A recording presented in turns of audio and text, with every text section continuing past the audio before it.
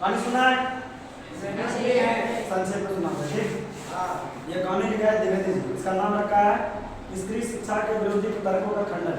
स्त्री शिक्षा के विरोधी, इसका मतलब है कि उस समय जब स्त्री को पढ़ने का अधिकार नहीं दिया गया था, या लोग मानते थे कि अगर स्त्री पढ़ लेगा तो गृह सुख का नाश हो जाएगा, समझा?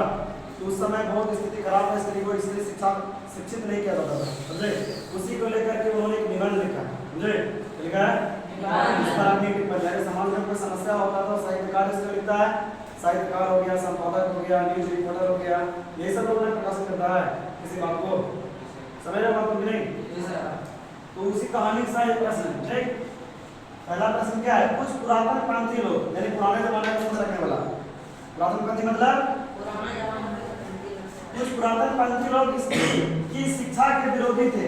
वो मानते थे कि स्त्री को नहीं पढ़ाना चाहिए, अगर स्त्री पढ़ लिया तो घर के सुख का नाश हो जाएगा, अगर स्त्री पढ़ लिया तो अल्पायु में उसके पति का मृत्यु हो जाएगा, अगर स्त्री पढ़ लिया तो घर में कभी बरकत नहीं होगा। ये सब बहुत सारा बात बोल करके ये विरोध करता था लड़की को, यानी कि स्त्री को शिक्षा का विरोध। मुझे बात दो, इसका मतलब क्या हुआ? उसको रोकता था कि नहीं पढ़ना चाहिए। द्विवेदी जी ने क्या किया? तर्क देकर स्त्री शिक्षा का समर्थन किया, सपोर्ट किया कि नहीं, स्त्री को भी शिक्षित करना चाहिए ना। तो आइए हम उसको पढ़ते हैं। कुछ पुरातन पंथी लोग स्त्री की शिक्षा के विरोधी थे। सही बात है? पुराना जमाना के सोच का जो लोग होगा ना, कुछ भी नया करेगा ना वो विरोध करता। भारत में टॉयलेट बन रहा था, बोला नहीं खेतों में ठीक है, टॉयलेट बनाने की जरूरत नहीं है। हम लोग का मनुस्मृति में ऐसा लिखा है, फलाना लिखा है, ठिकाना लिखा है, ऐसा कोई क्या करता था? विरोध। कोई भी नया चीज करेगा ना क्या करता है? विरोध करता है। समझे बात को? द्विवेदी जी ने निम्नलिखित तर्क देकर स्त्री शिक्षा का समर्थन किया है। क्या तर्क दिया है? देखो, स्त्री द्वारा प्राकृतिक भाषा बोलना उनके अपड़ होने का सबूत नहीं है। इसका मतलब क्या? देखो, उस टाइम का जो लोग था वो बोलता था कि देखो पहले जमाना जितना भी स्त्री था वो संस्कृत भाषा नहीं बोल करके प्राकृतिक भाषा बोलता है।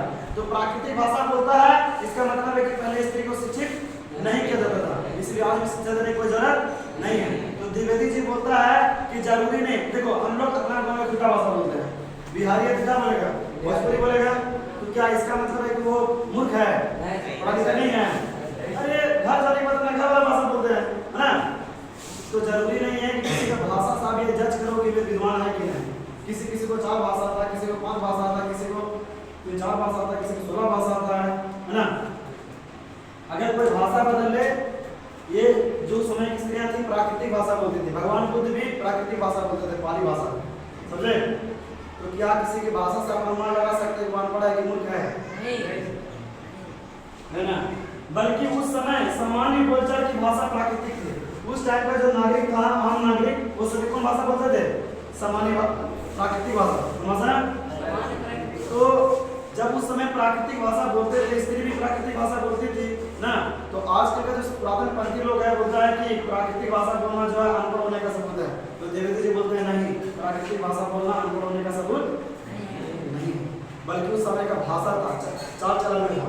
आज हम लोग जो भाषा बोल रहे हैं ना, आने वाला टाइम में 50 साल 60 साल के बाद हो सकता है कि वो सब शब्द ना बोला जाए, कुछ नया शब्द आ जाए, है कि नहीं? क्योंकि नया नया कल्चर होता रहता है। अभी सोचो 50 साल पहले की बात, हाय हेलो सुना पता था कोई स्कूल में, कॉलेज में, लेकिन आज कितना बोल रहा है? चैटिंग, तो हाय तो हेलो, ये सब चीजें हम लोग की जिंदगी में जुड़ते जा रहा है, जुड़ रहा है कि नहीं? तो आने वाला 50 वर्षों में और डेवलप हो जाएगा, होगा कि नहीं? तो किसी नाटकीय पुराण में बोला कि किसी पुराण में स्त्री शिक्षा के समर्थन के बात नहीं है। तो इसका मतलब नहीं है कि स्त्री अपढ़ थी, बल्कि उस समय की स्त्री गार्गी ने बड़े बड़े विद्वानों को हरा दिया था। उस समय में स्त्रियां पढ़ी लिखी थी, और जब शास्त्रार्थ होता था ना तो बड़ा बड़ा विद्वान को हरा देता था, चक्का छुड़ा देता था। समझे बात को? तुम समझा? तुम क्या समझा? स्त्री सब इतना पढ़े लिखे थे कि बड़े बड़े विद्वान को हरा देती थी। उस समय भले स्त्री की शिक्षा, तीसरा बात तर्क देता है कि उस समय भले स्त्री की शिक्षा आवश्यकता ना रही हो, लेकिन अब है, अब स्त्री को शिक्षित करना जरूरी है। अब स्त्री को जरूरी है, लेकिन आजकल भी लोग शिक्षित करने जाता है। पता ही नहीं, एक कहानी सुना था ना, कौन एक लेडीज थी, क्या नाम था, पुलिस में गया, अपने पति को छोड़ दिया पाने के बाद ना, क्या हो गया? तो इसका भी डर रहता है कि ज्यादा पढ़ने लिखने के बाद अपना दिमाग लगा देती है ना।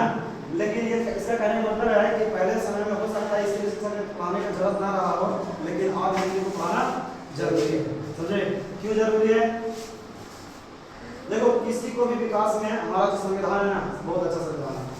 सबको, स्त्री हो या पुरुष, सबको समान अधिकार देता है आगे बढ़ने का जीवन में। सोचो अगर किसी का पति पढ़ा लिखा हो, पति पढ़े लिखे ना अनपढ़ हो, कल चलकर वो उसका काम संभालना पड़ेगा, संभाल पाएगी? कभी ना पाएगी। क्या डॉक्टर बन पाएगी? नर्स? कोई भी बड़े पद पर ना जा सकेगी। लेकिन अगर भाई पढ़े लिखे भी तो क्या करेगा?